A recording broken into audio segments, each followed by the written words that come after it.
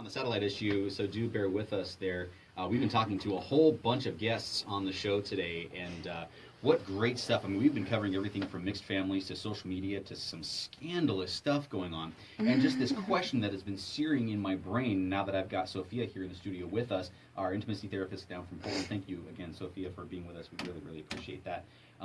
But Cheyenne, our 16-year-old here, our Homelander, you were in a relationship and apparently had experienced some cheating going on. And what I wanted to ask you was, if you knew the tool and was given that, beyond a shadow of a doubt, you knew that the person you were with or going to be with was never going to cheat on you and you never had to worry about that, how would that change the dating aspect for you? What would that do for your self-esteem? I mean, you name it. What would that do for you?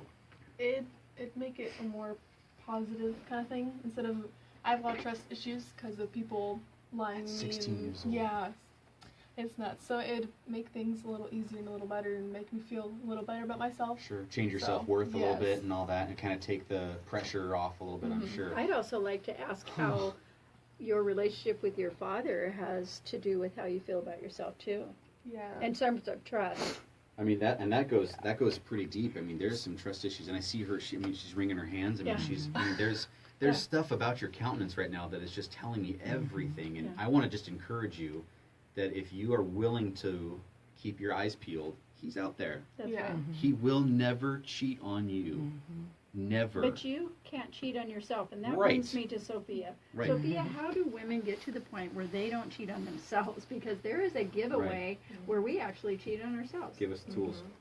Yes, and I just want to say mic drop because listening to both Sienna and Cheyenne, I'm in awe of how the 20-somethings I think are smarter than the late 30s, which is what I'm in, and maybe someone like you, Faye, where we've had this whole lifetime of BS to deal with and to dig ourselves out of. That's right. So So name the BS. What is the BS? Well, this BS of, you pretty much nailed it, this betraying of ourselves, this consistent betraying of ourselves, and really buying into our own self-criticism, which of course comes from the voices and the media and what we learn all our life from outside of us, and we internalize that and we start to believe it. Let's get one or two phrases that come out of the media that suggest that we are maybe not paying attention to ourselves, but we're listening to them.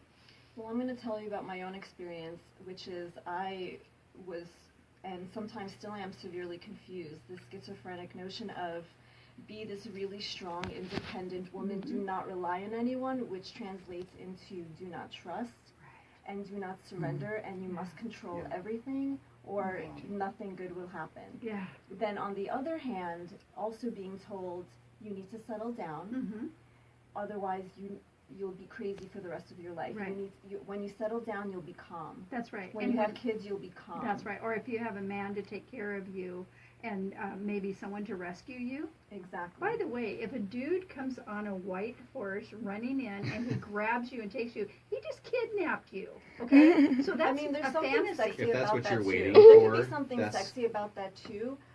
However, But plan it. it's Don't this let really interesting experience that I'm having and really hearing from a lot of women right now, especially the ones that I work with, is we really are learning, because I work with women in their 30s and 40s and older, even 60s. We really need to learn how to both give up control and still honor ourselves. So it's this huge job. Not as a weaker No. species by any means. No. Obviously No. equal, But differently we're strong. not just trusting. differently strong. There's We're a not different role, trusting. right? So we are not, and so in terms of what Cheyenne was saying, this tool that I'm thinking of, the thing that first popped into my mind was intuition. As women, we have severely cut ourselves off from our own inner guide and intuition and have listened too much to self-criticism. Exactly. What's the vehicle for that? Like how is it being cut off? What's the In very plainly, we stop listening. And when you stop listening to that inner voice, that voice starts to retreat to the back. Can I give and you the a personal? self-criticism. No, exactly. Let me give you a Absolutely. personal. Yeah. I knew I shouldn't have married my last husband. I'm just telling you. Yeah. I even said to him, I should not marry you. You should go out and date for Right. a year. And if you still want to date me, then come back. Because I'm not the dating kind. Sure. I'm the marrying kind. I'm the kind you want to be with. Mm-hmm. I'm the kind that helps and protects and supports and loves. That's I'm who the you joining are. side Yeah. by side kind. I'm not the sleep around kind. And so if you don't want to marry me, then you don't want to be with me. You just want to do whatever you want to do.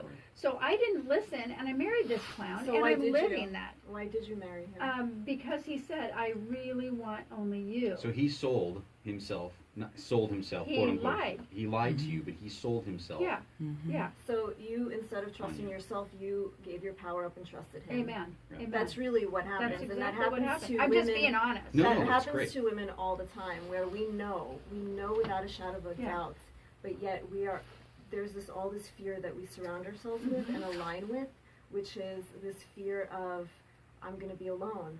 If I Yeah. am myself, I'm going to be rejected. I'm going to be abandoned, and that is the biggest fears that we align with.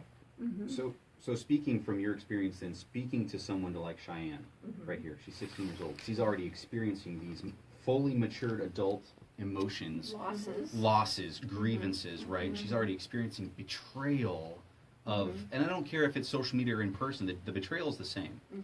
It still hurts the same. Absolutely. Speak to her. I mean, what can we do to help her? What's the goal for Well, her? one, I want to say that this is a blessing.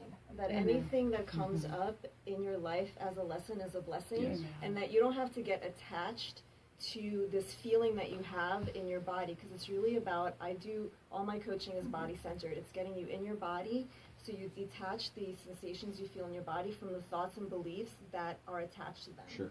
So one is to be really in touch with your body at all times, and to give yourself space to be in silence, It so takes that practice. you hear that voice. Absolutely, right. it's all a practice. For sure. To really sit in silence and have a conversation with that intuitive inner guide voice every single day. Actually, So that when somebody does come into your world, whether it's social media, boyfriend, and you immediately will know, this is not the person for me, That's and right. you will have the courage and confidence to say, thank you so much for being in my life. We do not need to continue this relationship, and to move on. yeah. That's the thing. We continue as women to say, no, we can do this. We'll work it out. Everything's Right. going to be okay. We're gonna I'm going change to him. trust that. The Change changing him and controlling him, which doesn't feel good for him either. No. That's Used to- another part of the story. Yeah, I used to teach some of this stuff in social media and different things, and the dating aspect to a team of mine here locally. But honestly, I always likened the men or women on social media as a vending machine. And it's so easy for, as you're saying, giving up your power and emotionally attaching yourself to that one person that maybe you've never even met in Yeah. person. You haven't qualified them. Right. You haven't vetted them That's to be right. the person that they're telling right. you that they are. Well, and your worth is as simple as the dollar in the vending machine. Well, that's Exactly another right. thing. It's attaching. I did a Facebook Live just the other day about how we attach our identities, men and women, our identities to whether people praise us or quote unquote reject us, and that's an inside job. Whether you feel rejected or Yeah. feel good, Yeah. it has nothing to do with outside people. That's you on need to you. detach yourself Yes.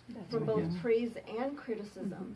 For me, if I know I'm doing what God called me to do and what I'm gifted to do and be who I'm supposed to be, I don't need anyone Nope. outside. I don't need any Thank you, Faye. reinforcement Yes. outside. But it's in That- that And it moment. takes a lot of time, doesn't it? Yeah, I'm And ancient. practice. Yeah, I used to study history. I am now history. But it's in that moment of crisis, like I'm sure Cheyenne has already experienced, that you forget Yes. Yes. Yeah. about that. You forget. No, and let's And you face it. cry out. No, and your practice. basic, no, check it out. And your basic human instincts is to reach out for that attention that fuels you for being you. That's right. That's When in right. reality, you should Yeah, turn to your Turn way. inward, turn in, or just turn, like what you're or talking turn about. to universe, spirit, God, goddess, right? So, does that help you at all? Does that kind of give you any kind of an insight as to how you can go forward? Because remember, there are only two decisions. If you're in that crisis mode, that you're sitting there with your head in your palms and you're bawling and you're wondering, why did he leave me? Why am I not good enough? My self worth is all over the map and I have no idea what. You only have two decisions to make. Two. Pause for dramatic effect. I'm serious. There's two decisions that Keep you have to doing it or make make a right change. now. choose love or choose And the hate. first decision has already been made for you subconsciously because of the kind of person that you are and you are and you are and you listening. You be the person that you are. I will not allow this to destroy me. And the second decision is where do I go from Yeah. here? What's my purpose? What's your purpose? Mm-hmm. What does that do for you? Um, And it's okay to be honest. Do you find that it sort of lifts the veil of the whole dishonesty thing?